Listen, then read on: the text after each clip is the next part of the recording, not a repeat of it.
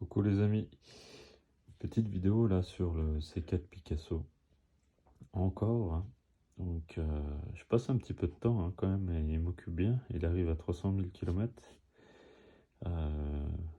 Beaucoup de bricoles, hein. C'est un véhicule qui, comme je vous l'ai dit, il vieillit très mal. Du coup, grosse intervention dessus. Donc ça a commencé par une petite consommation d'eau sur le véhicule. Donc je remplissais l'équivalent du vase d'expansion qui est ici. Donc ce volume-là, on va dire tous les mois à peu près. Et donc quand j'ai vu cette consommation, j'ai commencé à chercher d'où ça pouvait venir. Et au même moment, donc je ne sais pas si c'était lié à ça, euh, j'avais l'anomalie anti-pollution qui s'allumait une fois de temps en temps. Donc c'était la régénération du FAP qui se mettait en route, allez, une fois toutes les semaines ou une fois toutes les 15 jours. Il avait besoin de se nettoyer comme si il commençait à se colmater. Donc sans perte de puissance, sans rien, mais ça me le mettait en roulant. Et puis au bout d'un moment, il disparaissait le temps que le FAP se nettoie. Donc en voyant ça, je me suis posé pas mal de questions. Et le seul lien qu'il y avait entre une consommation d'eau et mon filtre à particules, pour moi, c'était la vanne EGR.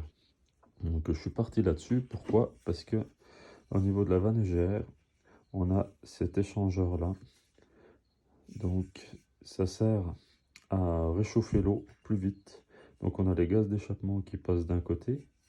Et de l'autre côté, ici, on a l'eau qui rentre de ce côté-là et qui sort de l'autre côté. Donc c'est un échangeur de calories.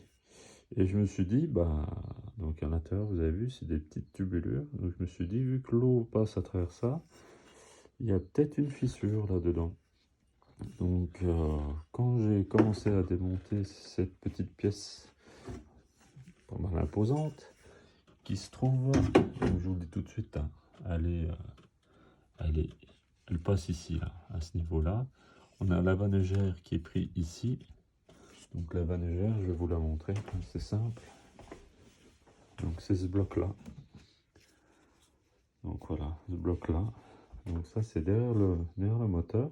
Donc je l'ai tout nettoyé, hein, il est tout propre. Nettoyé à l'essence, tout. Donc c'était tout calaminé parce que tout bouché. Et ensuite, donc hop, je repose ça. Donc il y a ce tuyau-là. Donc c'est le tuyau de retour des gaz d'échappement qui était complètement colmaté aussi. Donc rempli de calamine. Donc je l'ai tout nettoyé. Pareil, gratté à l'essence, tout. Et donc entre ce tuyau et la vanne, il y a cette fameuse pièce que je vous ai montrée. Donc voilà. Donc en fait, il s'est avéré que un des tuyaux était fendu à l'intérieur. Donc l'eau passait dans les gaz d'échappement, ce qui me faisait une petite consommation d'eau. Donc le véhicule ne fumait pas forcément, mais je consommais de l'eau. Et en démontant, donc le tuyau métallique que je vous ai montré de la vanne arrive ici. Non. Donc là, cette partie noire là que vous voyez, donc c'est l'admission d'échappement, admission d'air, excusez-moi. Donc en fait, c'est l'air qu'on envoie dans le moteur passe à l'intérieur de cette pièce.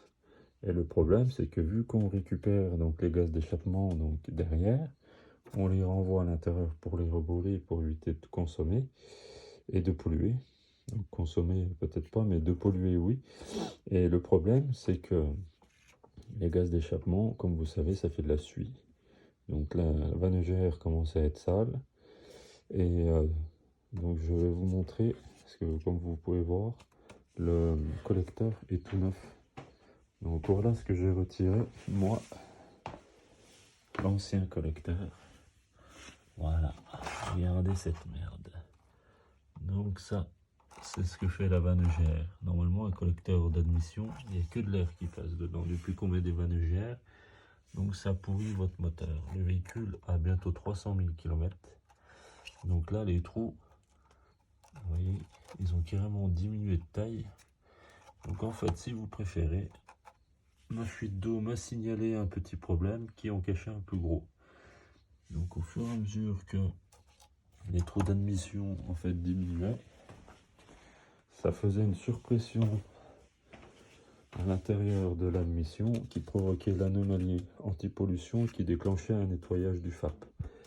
Donc c'est un peu complexe et simple à la fois. Donc en démontant cette grosse pièce, donc ce collecteur, j'ai constaté que la durite ici, donc, qui est sur le doseur d'air, là, on a un doseur d'air. Donc c'est des durites où on a l'air qui passe, donc ça c'est par rapport au turbo. Hein.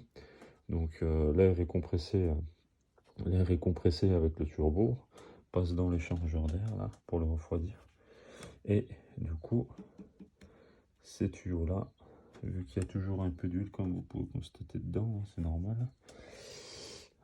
Avec les renifleurs d'huile, on réaspire les vapeurs d'huile pour une question pareille de pollution. Du coup, on a toujours un peu d'huile un peu partout, mais ça bouffe un peu les caoutchoucs. Donc ce tuyau là, je vais vous montrer à quoi il ressemblait. Parce que c'est une cause de casse de turbo, si vous préférez. Donc à l'intérieur, voilà, les petits morceaux se détachent et réaspirés dans le moteur, dans le turbo. Et de même, une maladie qui est bien connue, sur le turbo, ici, vous avez un petit joint orange que je vais vous montrer. Hop là.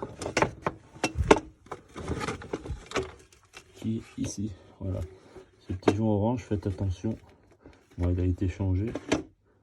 Mais ce joint orange part en petits morceaux quand il sèche comme un tuyau et tombe dans le turbo, dans la turbine et peut casser le moteur. Puisque casse du turbo dit casse moteur souvent derrière quand c'est bien aggravé. Donc voilà. Donc un petit problème qui cache un gros problème. Donc si vous avez quelques soucis sur ce véhicule par rapport à la consommation d'eau, donc moi j'ai cherché, c'est simple, hein. Consommation d'eau, j'avais déjà changé parce que c'est une maladie aussi. Donc le boîtier d'eau qui est ici avec le thermostat, il est neuf. La distribution a été faite avec la pompe à eau, donc tout était neuf. Le radiateur n'avait pas de fuite extérieure et le radiateur habitacle n'avait pas de fuite aussi intérieure. Donc le problème était soit joint de culasse ou soit cette pièce. Donc la pièce est neuve, on va changer tout ça. Et vu que c'est derrière, petit cadeau en supplément, les bougies de préchauffe sont derrière à 300 000. Je les ai faites pour pas redémonter. Voilà, voilà. Donc une petite vidéo qui est assez courte, je suis désolé, donc j'ai pas filmé tout le démontage, mais je vous donne les infos. C'est toujours ça, ça aide beaucoup, parce qu'il n'y a pas beaucoup de vidéos là-dessus. Et après, pour un démontage, c'est assez simple, long en même temps. Il faut être patient. Donc voilà, voilà. Bon courage si vous vous lancez là-dedans. Et pensez bien à vous outiller. Important.